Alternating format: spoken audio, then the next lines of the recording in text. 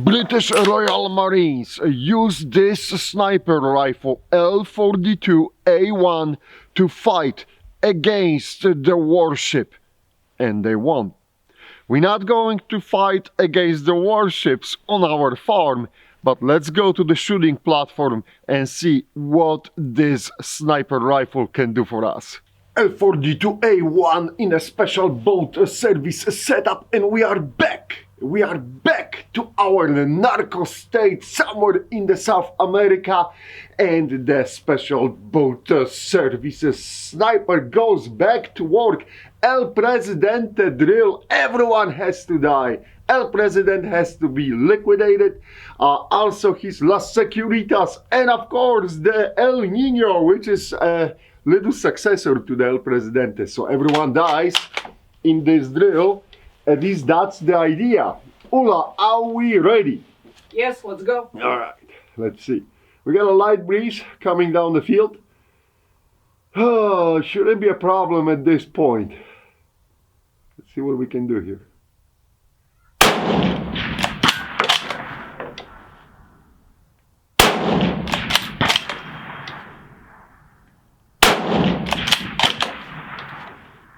And El Nino tries to run and dies. Alright, the headshot was guaranteed for the first target, and then I just cleared the security and running away El Nino. All 4 targets are eliminated. Ula, that means only one thing. We're going to move to the know your limits right now. Okay. Alright, let me use my cheat card.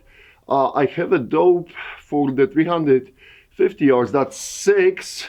It should be 6 on the turret. But of course, we are at 365 yards, so a little bit more than that. But we'll see how we will do. Let me push my bag to the 365, and we'll try to deal with that know your limits rack. Ula, let me know when you're ready. Let's go. All right, she's ready. I close the bolt. I'll take my time on those targets.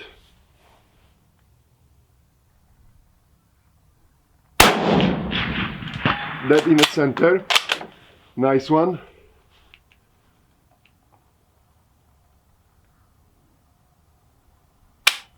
And nothing. Ooh, I didn't push the round to the chamber. Wow.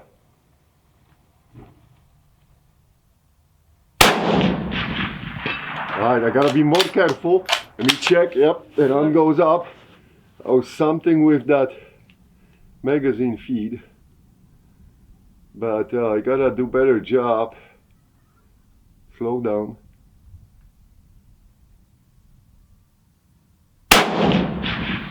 That's what I'm talking about. Alright.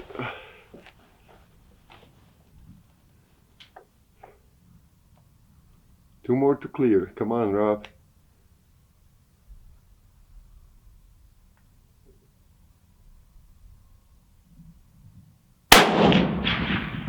Nice.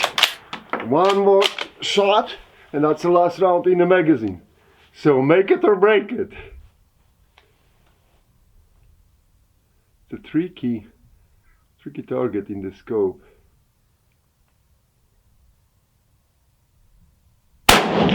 Oh, miss. Alright, 4 out of 5.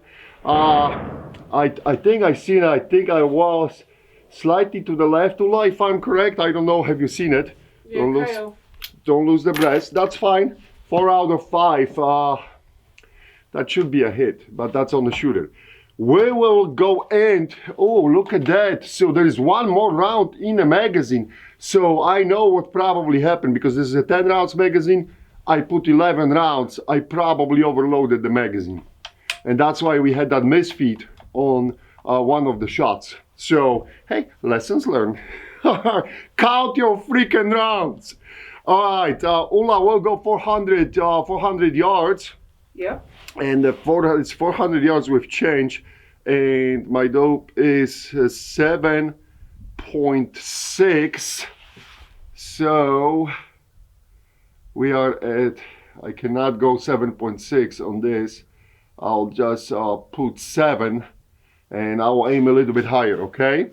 And we'll see what's going to happen, and we'll go from there. Now, the last round from the 10 rounds magazine, which was holding 11 rounds, goes to the chamber. All right, Ola, ready? Yes, let's do it. All right. I'll hold it just slightly on the right because of that breeze from right to left.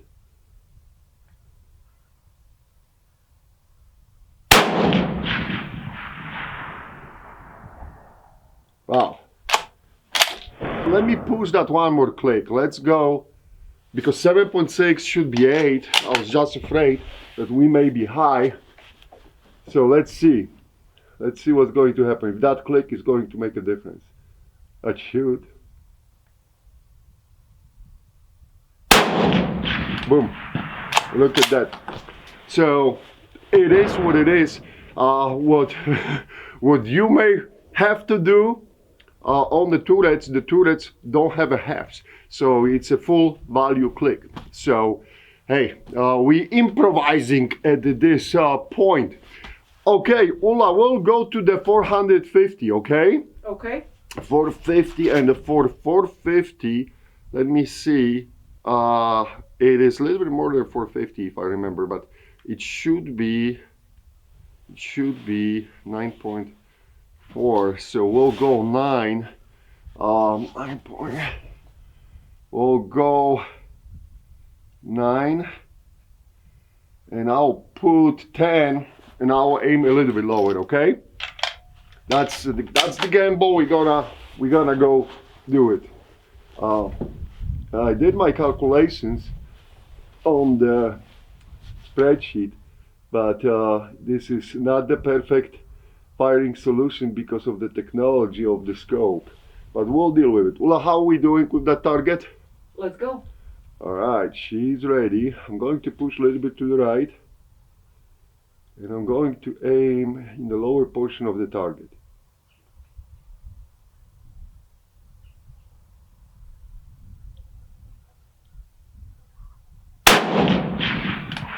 And boom, look at that. Perfect headshot.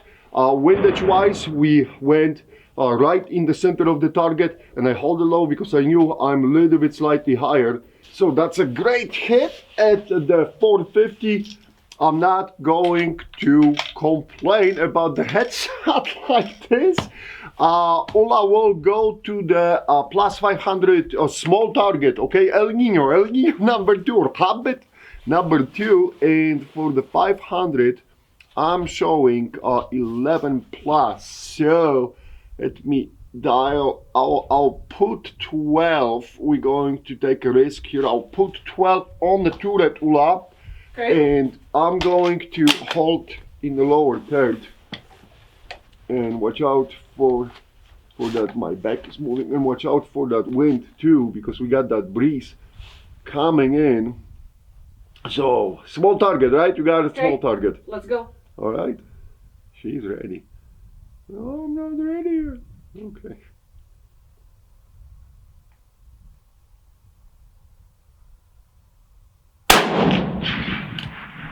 Boom, right in the net. So that gamble worked out perfectly fine, and beautiful wind holdover. I can clearly see the splash on the target. Ula will go to the 550 now, okay? Okay. And for the 550, I need more light here. For the 550, we are above 13. So that's another click on the turret, and we'll see. We'll see. Now it goes to the chamber. Ula, how we doing with that 550? I'm ready. You're on a small target, right? Yes. Okay. We'll try small target.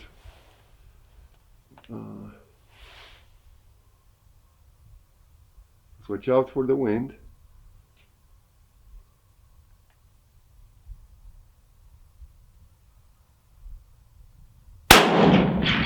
Boom. Right in the guts. Nice hit. I'll take that all day long with that scope. on that little target. 550 plus yardage eliminated. Ula will go to the 600 plus, okay? Okay. 600 plus, and for the 600 plus, I should be over 15. 14, 15. And we'll try the little target, okay? Okay. I'm wondering, should I go 16 on it because it's over 15, between 15 and 16. I'll go 16. We'll see. We'll see how this is going to end. Let me know. Okay. It's ready. Okay, she is ready. Let me. Oh my gosh, the target is looking small. All right, don't panic. Everything will be fine.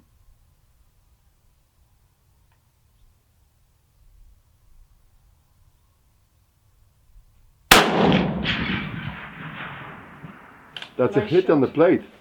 1 o'clock. 1 o'clock, yes. I cannot see already. It's too far in that scope. And boom, we got him right when it looks in my spotting scope on the neck level. Beautiful hit. And the windage wise, almost in the center too. Outstanding. Outstanding. Hey. No, let's be humble. You know, the rifle shoots very, very well.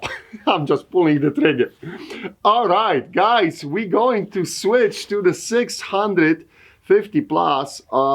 And again, we are at 17.5. Who made this dope card? I'll put 18. Screw it. 18 and I'll aim lower. That's how we're going to sort this out.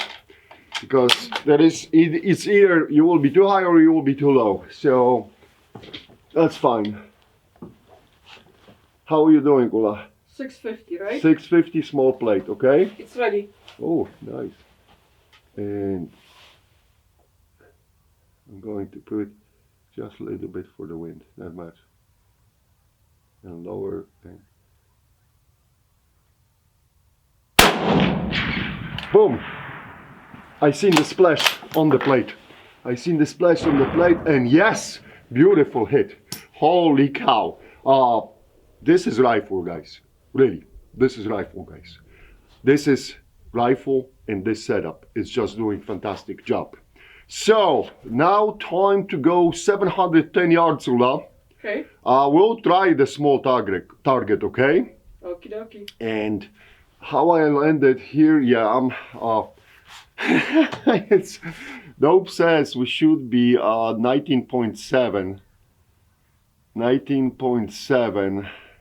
but I'll put 20 and we'll aim lower. That's how we're going to handle this. Sounds like a plan. Okay. It worked out for the 650. So let's see how we're doing at the 710. Okay? Can I shoot? Yes, you can. Alright. I'll be lower portion of the plate. And I'll hold a little bit for wind.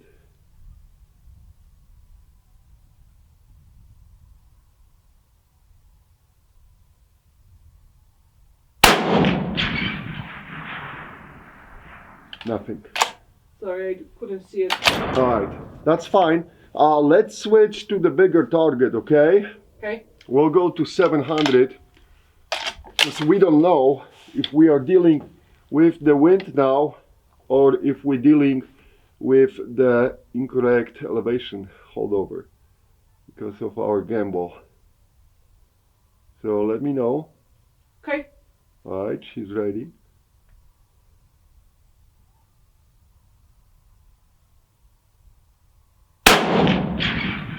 Okay, and elevation wise, I'm right there, and we drifted a little bit. A lot to the left. Yes, and you know what? Let's try to come back now to the small target, okay? Okay.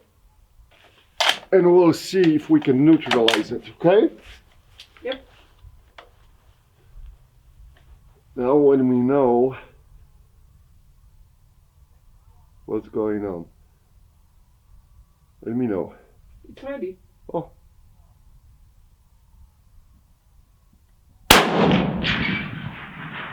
Headshot. Good. I mean, more like neck. There you go, guys.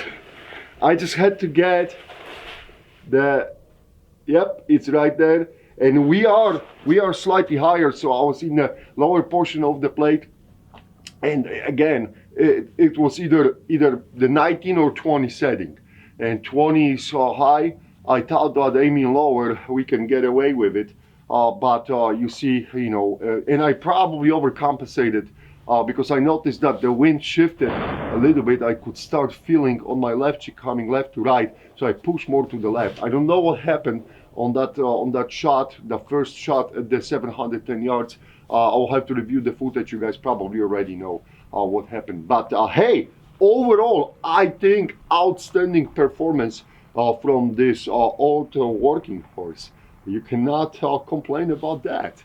All right, going back to the studio to discuss the details of this shootout. Okay, so let's talk about what happened at the shooting platform. I want to come back for the second to the know your limits and the last shot on that very small target. And the target size is like this, guys. I'm not joking. So it's a very small target, and I think I did injustice to this rifle because I felt some breeze moving from left, and I think I missed on the left side. It looks like I overcompensated for the wind. However, that's what caused me to miss on that last shot. So responsibility is completely on the shooter for that, and I am the guilty one. As far as the rifle, I will tell you, together with Veronica, we used those rifles and we won some championships with it. So the rifle definitely can deliver, and I have zero complaints about the accuracy. But hey, let's jump back to the history of the L42A1. So the rifle was officially commissioned, if my memory serves well, by the British to the service in August 1970. Actually, in the 70s, what they did, they pushed the rifles, the first conversions which were made, to the police for the tryouts, and that was some huge miscommunication between basically army officials and the police. What happened was the police end up not selecting those rifles for their service, and the army went forward with fielding the rifles to the service. Basically at the beginning was the Royal Marines. They got them, and I think it was probably 1971, early 1971, when those rifles started trickling down to the system. But let's talk about the rifle and the conversion from the 303 itself. So here you got the number 40. So that was the basis for the L42A1. Number 40 was the sniper rifle for the British to that point.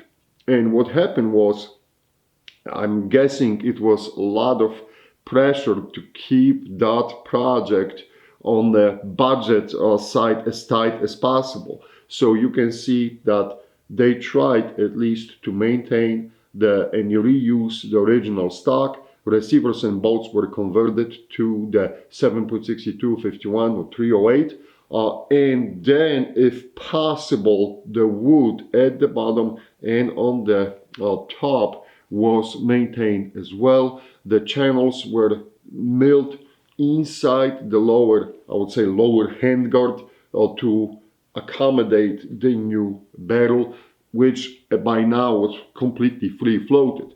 Now, some of the wood stocks did not survive that conversion, and that's why you see very often L42A1s mixed match with the different colors of the wood all over the place, and that's absolutely normal.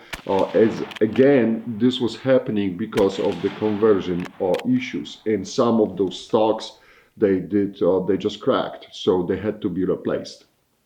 Now, Going back to the rifle itself, as far as the receiver and the bolt, I said that already these were converted from the number 40, and the conversion was very easy. The people who did that, they knew already what's going on, how to do it, so there was no surprises and the process went rather quickly. So in total, I think the numbers where the historians are agreeing is slightly over 1,000 was of these rifles produced. Some people saying 1,050, some saying maybe slightly less than 1,100. Still, extremely small number of produced rifles if you will think about it. And they used to be easy to find on the US market, not so much anymore. They keep popping up at the auction sites, but it's getting harder and harder to find them. If you have a chance, I'll definitely advise you to jump on it and get that rifle. Now, rifle originally ships and was filled to the service with the number 32 MK3 scope like that one. This is the original scope from that rifle. The only difference between the number 40 MK3 was the elevation turret was recalibrated for the 308 round, or a 7.62 by 51 NATO. Not the same thing, you know, spec to spec, but in US we like to say 308, but 7.62 by 51 NATO spec. That was the round which was selected for the service in the British military because of the NATO, right? So no surprises there either. But they retain the original number 32 MK3 scope. Again, rather shocking decision. I would say two shocking decisions, because if we're talking about the 1970, by then we know Austrians were already making SSG 69 on a synthetic stock. Austrians used better, in my eyes at that point, scope. That was a Calais scope used on the SSG 69, and it was a better scope than the number 32 MK3. Don't forget that hardware was originally from World War II era. So that's mind-blowing. Why in 1970 British were still trying to use it. And again, I'm guessing because of the budget restrictions which were put on the project, people were trying to make it this those savings as big as possible. Unfortunately, that resulted in delivering the product to the soldiers, which was not top of the line at that time. Going back to the stock, everyone knew by then that the wood has strong limitations when exposed to the harsh environments. And as far as the scopes, the same thing. This was basically reconditioned World War II hardware. So when pushed to the limits, that hardware was not really offering you what you could get at that time. So strange decision. I don't know the motives really. If someone knows, could you please comment below the video and let me know what's going on, and like if you have uncovered why they went that route. As I said, the tech was already known. I know that there were some experimental stocks which British were trying to field, not the field, but they were testing synthetic stocks, but I haven't found really anything more than that. I don't think that the L42A1 ever was in service with the synthetic stock. Now, why that was important? Well, the British were engaged in numerous conflicts after when the L42A1 was fielded all over the world. Most famously, of course, it was Falklands War in 1982, and where this rifle really was put to work. The rifle have seen some services, as I said, around the world, even on the deployments in Ireland, but the Falklands War in 1982 was like the top of the performance or maybe usage for that rifle. That's the better word. And that take me to the opening scene when I talk about the rifle being used against the warship. That really did happen. Now we are talking here, of course, about the battle at the King Edward Point. And it was basically the British buildings for the Antarctic Station survey on the south of Georgia. That's around Falklands. And what was happening there, that was the attachment of the 22 British Royal Marines, and they were defending the position, and the Argentinians started the attack. And during the battle, because there were dismounts for the Argentinians, and during the battle, the Royal, not the Royal, but the Argentinian Navy Corvette entered the battle. And the Marines wrecked, the British Royal Marines wrecked that Corvette really, really badly. But the highlight of that battle was Command Sergeant Major Leach, who was sniper qualified.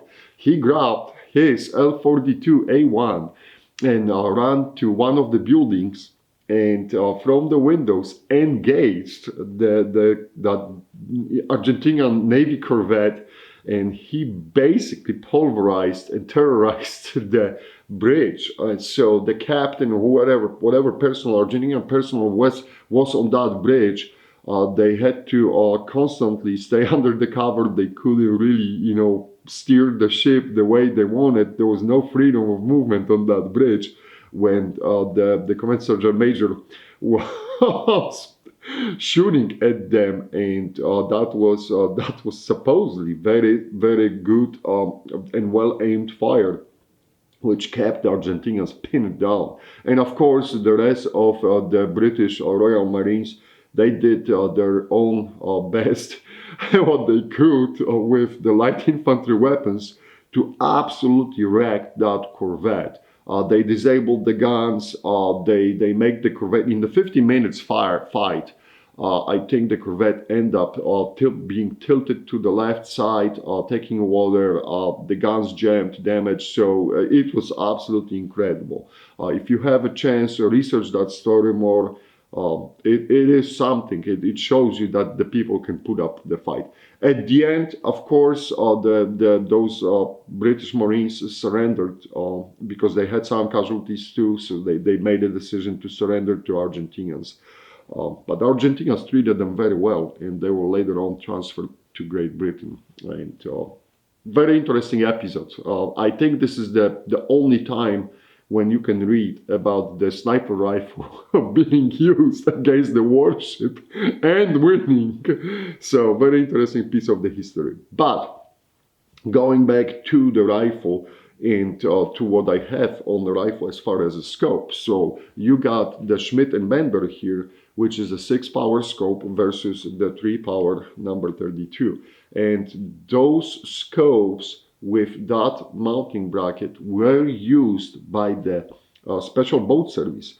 Commonly, people think that the SAS used those Schmidt and Bender scopes in some cases on L42, and I will tell you from what I have read, what I have researched, nobody could provide the paperwork that actually SAS used those scopes. It was, in a matter of fact, the people that got the paperwork from the Special Boat Service when they were ordering the brackets to accommodate the different scopes for the L42A1. Of course, the SBS is equally as top-notch for the special operations for the British as SAS. It's just SAS, I guess, is more popular. So that's that. As far as that green Schmidt and Bender scope, the Schmidt and Bender scope was produced for the L96 or Green Mini, and this is where it started having its life. We're talking about the 1986, 1987, if my memory serves well. But you also have to remember that because of their own problems for producing the Accuracy International Green Mini, those rifles were trickling down to the armed forces at the slower rate.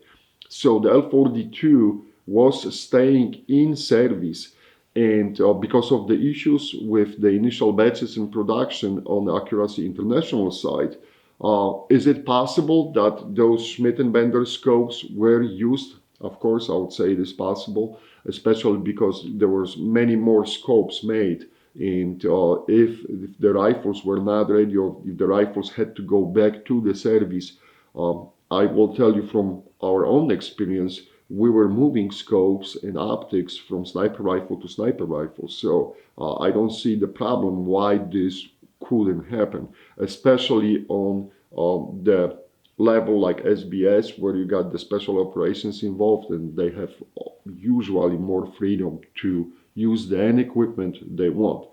The point is, in this setup, what you have here, this makes this rifle even more deadly in my eyes. The drawback still is the wooden stock, right?